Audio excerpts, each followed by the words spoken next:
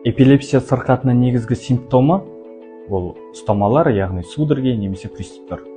Алайда пациентте ұстама судороги болатын болса, ол міндетті түрде эпилепсия деген сөз емес. Мысалы, мына видеоны қарайтын болсаңыздар, сыртқы көрінісі, бейнесі эпилепсияның көрінісіне, эпилепсияның ұстамаларына өте қатты ұқсайды. Алайда бұл эпилепсиялық приступ емес.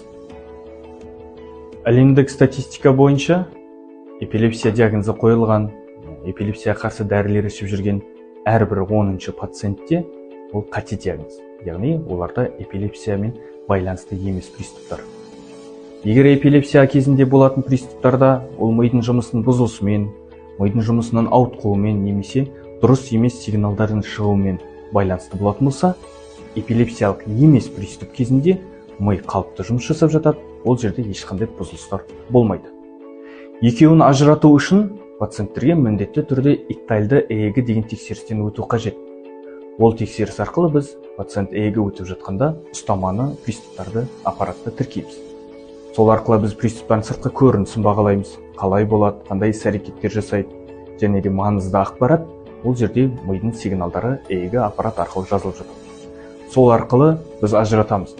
Мидан дұрыс емес сигналдар шығады ма ұстама кезінде, или шықпайды ма? Шығу-шықпауына байланысты біз пациенттегі приступтар эпилепсиялық немесе эпилепсиялық емес приступ екенін анықтай аламыз.